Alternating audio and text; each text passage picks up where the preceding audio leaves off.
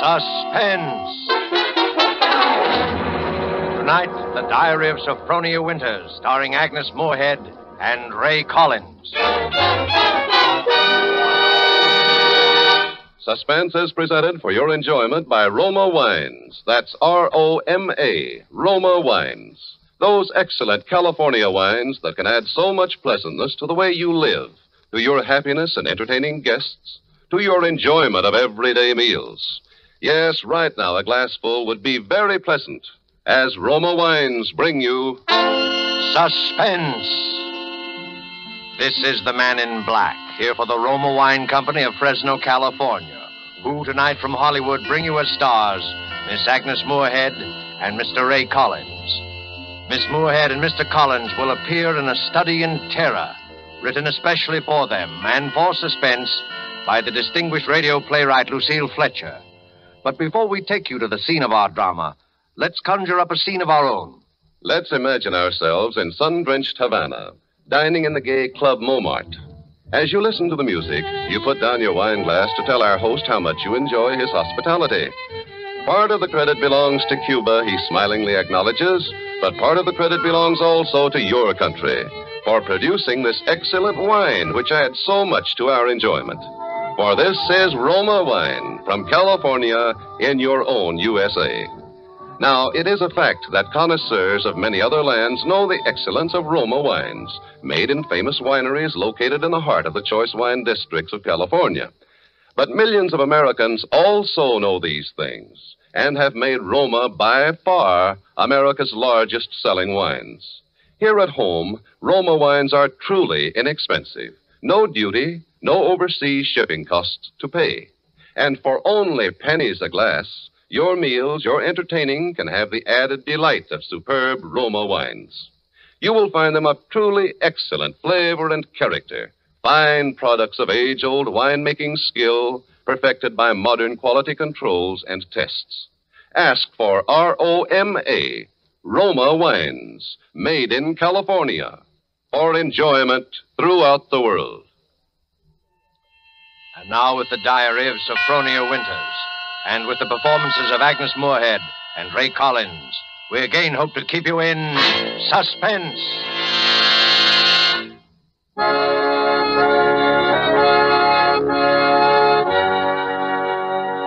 February 1st, St. Petersburg, Florida. I, Sophronia Winters, have hereby begun this diary because on this date I feel for the first time that I've begun to live. Diaries are no good unless one has thrilling experiences. For 40 years, I've never had what could really be called a thrilling experience, but Papa's death has changed everything. Here I am in beautiful St. Petersburg with everything to start life anew, money in my purse, 2 suitcases full of new clothes, and a gorgeous new permanent wave. And Florida is really the land of romance. It doesn't matter whether you're 17 or 70. There are parties and dances and bingo games and flirtations for all. My landlady, in fact, tells me that people often become engaged and even married to perfect strangers overnight. I'm still shy, of course, but just the same, it's such fun and so thrilling to think one's fate may be just around the corner. February 3rd. Oh, diary, it is beginning. This morning when I came out of my lodging house to go down to the beach, I noticed a man, a thrilling-looking man, sitting across the street on a bench. It was just as though he were waiting for me, because when I came out, he sort of started up as though he knew me. Of course, I didn't speak first, but I knew the minute I started down the street that he was following me. Well, I got to the beach and sat down with my magazines, and suddenly there he was, strolling toward me with a broad smile. Well, sitting out here all by your lonesome? Oh, yes, I am. Been down here at St. Pete long? Oh, just 3 days. 3 days? That's a long time. It's a wonder I didn't spot you before. Mr. Johnson's the name, Johnson. Hiram Johnson. I came from Green Harbor, Maine. Run a big hotel up there summers. Well, that's my whole history in a nutshell. Oh, my name's Sophronia Winters. Sophronia? Yes. Well, you know, that's quite a coincidence. My sister-in-law's name was Sophronia. Oh. Sophronia Johnson. You ever heard of her?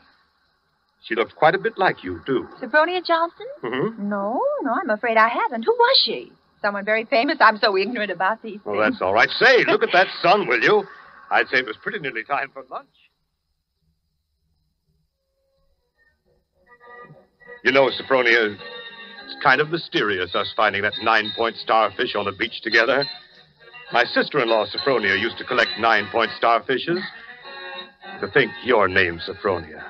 You find a 9-point starfish with me. Well, it kind of draws us together, huh? Diary, darling, he is wonderful. Strong, kind, warm-hearted, so generous.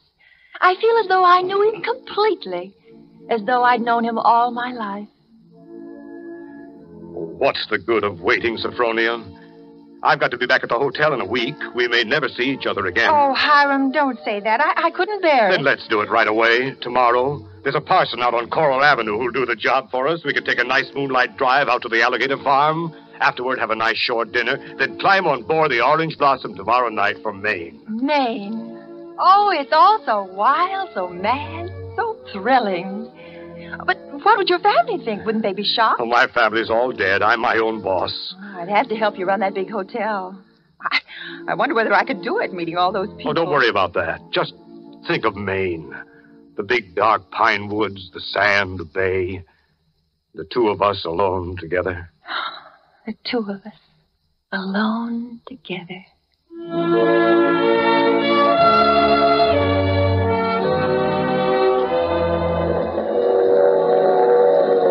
February 7th, on board the Orange Blossom. I was married in a wedding dress of Alice Blue Moray, with a frill of white organdy at the collar and wrists, and a rhinestone belt buckle. Hiram sent me talisman roses. I'm pressing one precious flower between the pages of this diary for luck.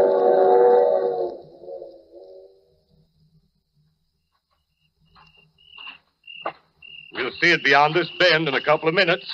Bags heavy? No, not particularly, dearest.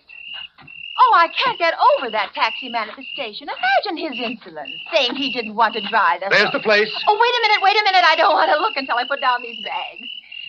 Now, where? There. Through those big pines. Oh. It is big, isn't it? 125 rooms. So many fire escapes and balconies and porches and towers.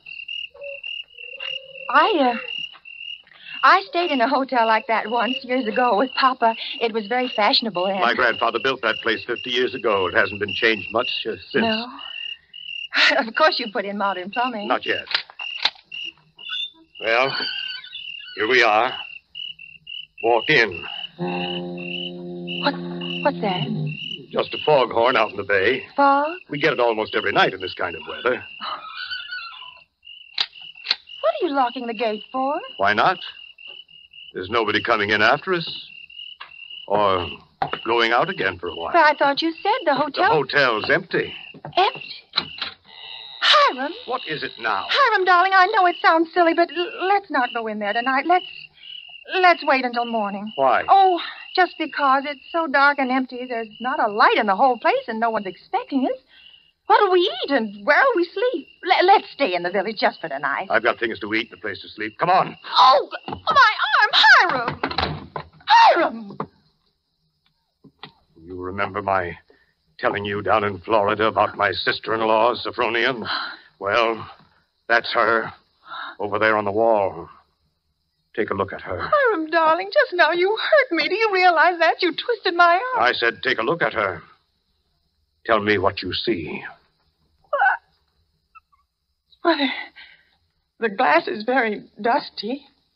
She must have died many years ago. Her face is sweet. It's very sweet. Her eyes, something very sad and wistful about her eyes. She was a murderess. She was hanged in Portland 25 years ago for the murder of my brother Ephraim. Here in the lobby of this hotel. She murdered him in cold blood with an axe. That fire axe hanging over there on the wall. It was a summer day. There were guests sitting on the front porch in the rockers. It was just after lunch. My brother Ephraim was sitting at the desk counting his loose change. My mother was crocheting an antimacassar in that old wicker rocking chair. Sophronia came downstairs, humming a hymn. Oh, don't, Hiram. Please, don't tell me anymore. Why not? Well, it makes me nervous to hear it like this in this big shadowy lobby. And your eyes, Hiram. Hiram, you're acting so strange. What's the matter with you, Hiram? I know it was a terrible tragedy, but it happened 25 years ago. Don't touch me, Sophronia. Don't touch you. Do you remember what I said to you in Florida? What did you say? You said a million sweet and wonderful things to me, I Hiram. said you resembled my dead sister-in-law. Look at her again. Look at her closely. Sophronia. Why? Oh, no, I can't. It's too horrible. I can't look at her face with any pleasure now, knowing she was a murderess. You're afraid to look, is that it? No, not afraid. You... Hiram! Please, my arm. Well, very well. I'll look. Now, stand there quietly. Like that. Take off your glasses. That's all I wanted to see. That's all I wanted to see.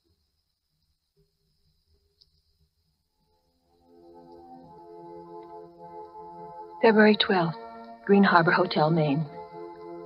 I cannot understand it. I try to fathom it, but my head aches and my heart is heavy. The hotel is deserted, unchanged, and apparently uninhabited for 25 years. Wash bowls and pitchers still stand in the empty rooms, covered with spiders and cobwebs. Dust is everywhere, and the printed regulations on the walls are tattered and yellow with age. A row of broken rocking chairs on the front porch faces emptily out to sea. Can he mean this to be my home? He's downstairs now in the shabby parlor off the lobby, playing the harmonium.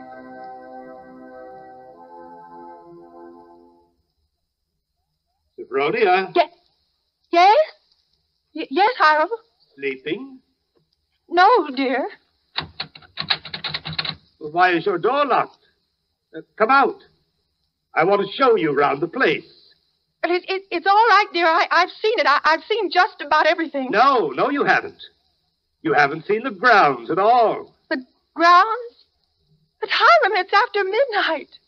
I want to show you where my sister-in-law, Sophronia, is buried. Well, not tonight, dear. Please, it's so late and I have a headache. Open the door, Sophronia. I want you to come now. No, I shan't. Now go away and let me alone. I won't. It's no use carrying on like that. You see, I've got passkeys to all the doors.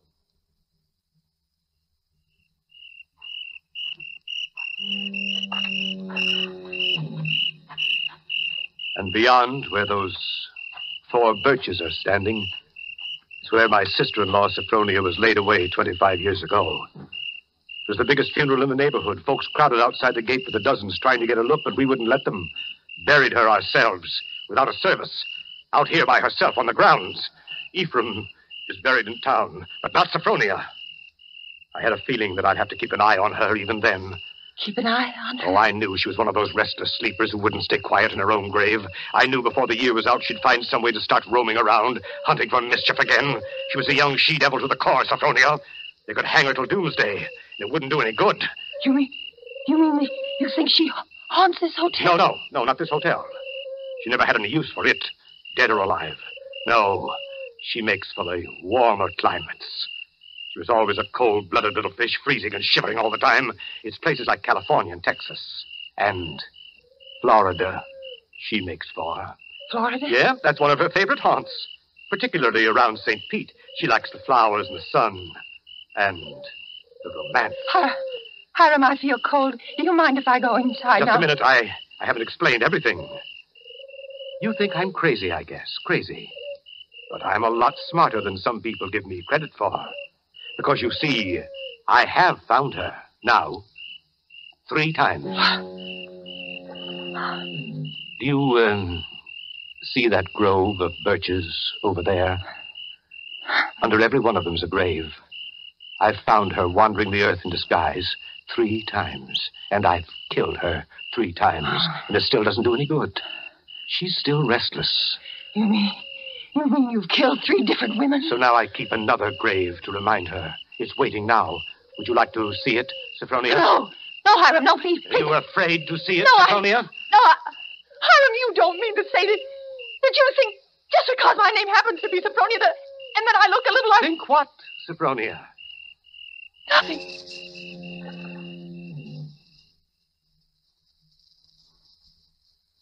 February 14th. My mind is made up. I've made a terrible mistake. I must get away from this place. I must get away from Hiram as quickly as I can. shall wait for dusk, when he generally sits down in the parlor and plays the harmonium. I can hide a little earlier in one of the deserted rooms. And then, when his back is toward the lobby, slip out the front door.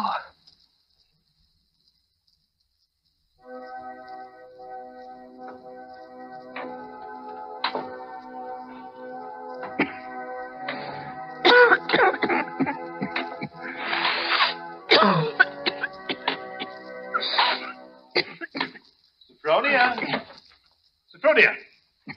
Sophronia! Oh, there you are. Why, what's the matter? Anything wrong?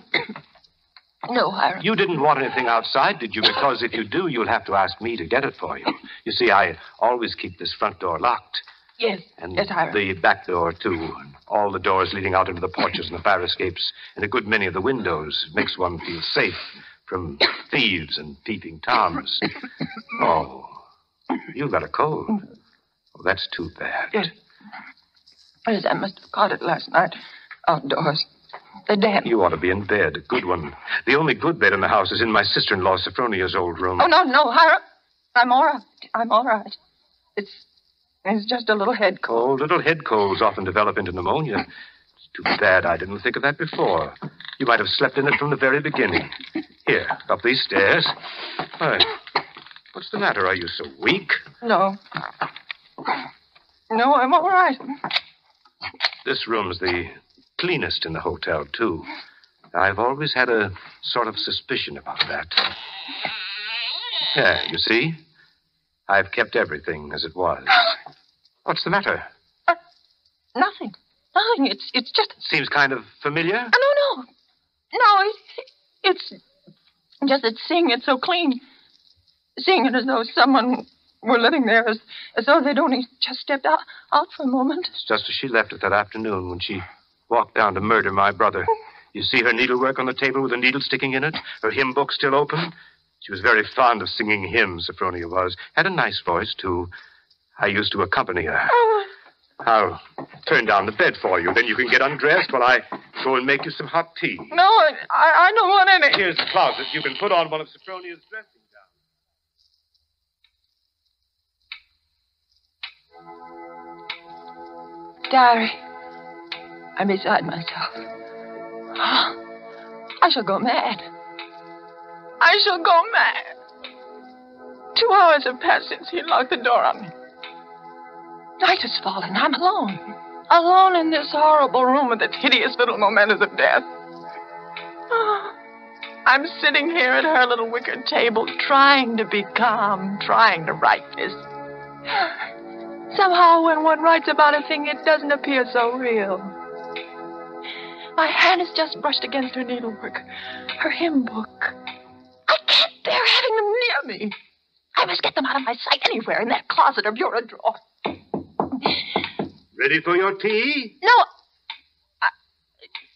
Yes, Hiram. Oh, why aren't you in bed? You'll take worse cold, you know. Well, I'll get in bed in a minute. First, I... Brushing up on your needlework again. My needlework? You've got it in your hand. Have I? Oh, yeah. Yes, so I have. Oh, but I wasn't working on it, Hiram. I swear I wasn't. I've never done a stitch of needlework in my whole life. I don't know one embroidery stitch from another. Now, let me show you. Look. I don't even know how to hold the needle. No, get into bed, Sophronia. You're feverish. Before we go on, Hiram, before you go on thinking, we've got to have an understanding. You've got to let me explain. I was born in 1892 in Kalamazoo, Michigan. My name is Sophronia, that's true, but they name lots of people Sophronia. I was named for my grandmother. She just died. Yeah. Oh, no, you've got to listen to me. I lived in Kalamazoo all my life. My father was vice president of the Kalamazoo First National Bank. Everybody in town knew him, and they know me. If you'd only just write a letter or send it, why, I'd never heard of Green Harbor in my whole life. I never went anywhere. No. For almost 10 years, I stayed home day in and day out, nursing Papa. He had a stroke. I wasn't out of the house. It was a red brick house with green shutters.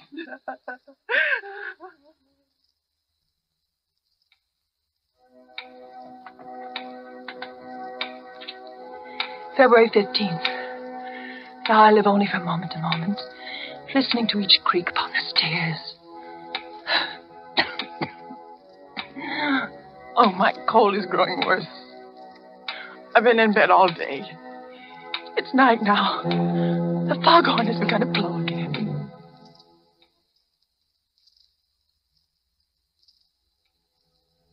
February 19th. I woke up early this morning after a wretched night, and the date was burning in letters of fire in my brain. If he's planning to kill me, it'll be today. But the hours have been crawling on. It's almost midnight. Why does he torture me like this? I would rather be dead than sit here in this room one moment longer. If he doesn't come in 5 minutes, I shall force him to come. I shall beat on the door. No. Rather let me sit quiet praying that he doesn't come. Oh, I want to live. I want to live.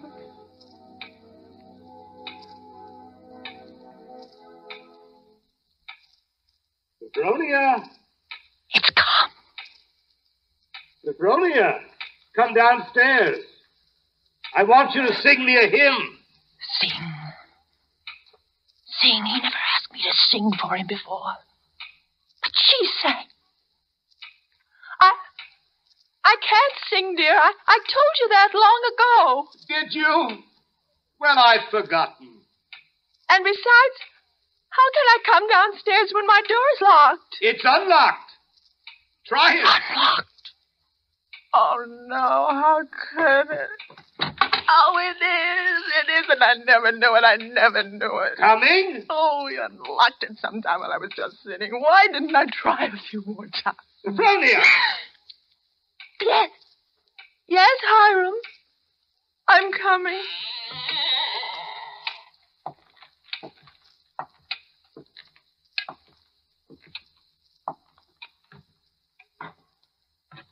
Hiram? Where are you? In here. In the parlor. What are you doing there, Hiram? Waiting to hear you sing. You're at the harmonium? Yes. All right. I'll sing. I haven't sung in years, but I might as well.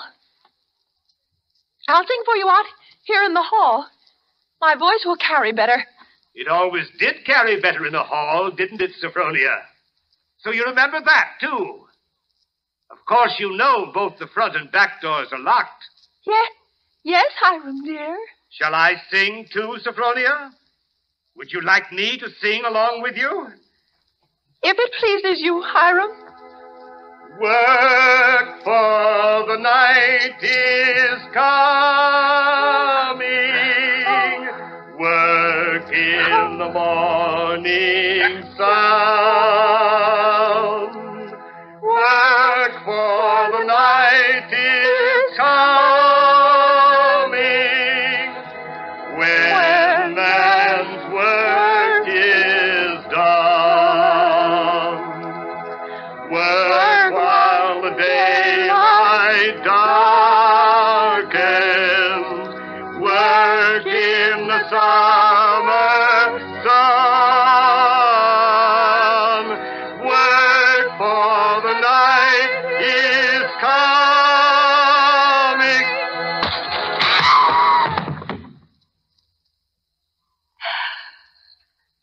Well, man's work is done.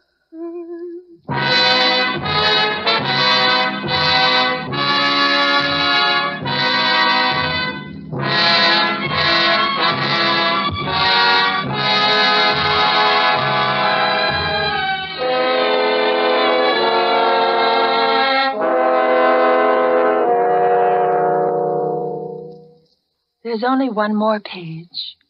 Shall I read it to you? Yes, go ahead. March 22nd. I've been sick, I think, for a very long time. The pages of my diary are blank, but I shall take you out again, poor diary, today and start you over again. No, I shall never look back at the other pages. I shall only write on and on about this nice, quiet place, so that no one reading this diary will ever know that I did it.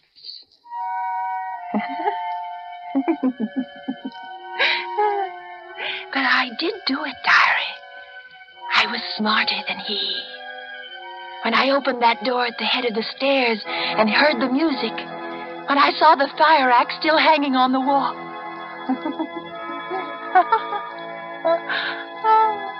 I was so cautious, so terribly cautious. I tiptoed like a little mouse, even as I sang the hymn into that room where he was playing. If a reflection of that axe had so much as glimmered across the wood, if he had turned. But I was clever, so much cleverer than he. I kept on singing. And now I'm free. Free as a bird. I'm free, and he shall never catch me now. Not this time or ever again. Because he's dead. Isn't he, nurse? Nurse, isn't my dear brother-in-law, Hiram, really dead? Yes, miss, he's dead. And now I'll thank you to hand me over that diary. The doctor doesn't approve of the patient's writing anything.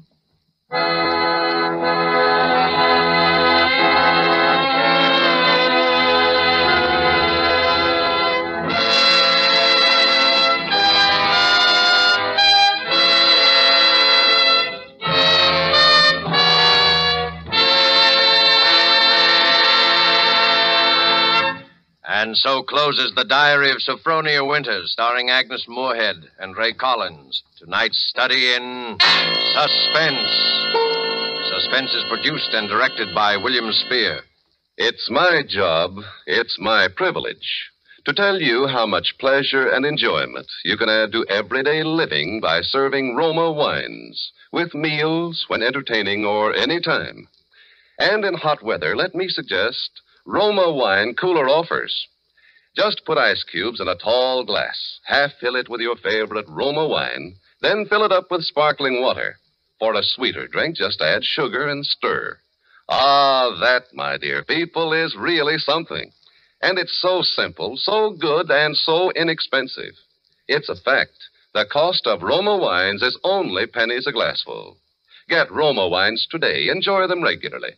If your dealer is temporarily out, please try again soon.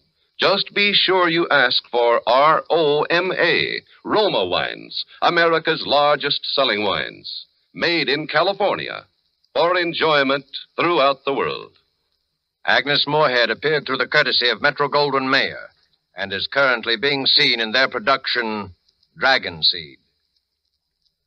Next Thursday, same time, in an unusual feature performance, Suspense will bring you, in his first appearance as an acting storyteller, the noted American novelist and playwright, Mr. Ben Hecht. Sharing honors with Mr. Hecht as star of the performance will be Mr. Frederick March. You won't want to miss hearing Frederick March and Ben Hecht in Actor's Blood, which will be next week's tale of Suspense. Presented by Roma Wines, R-O-M-A, made in California for enjoyment throughout the world.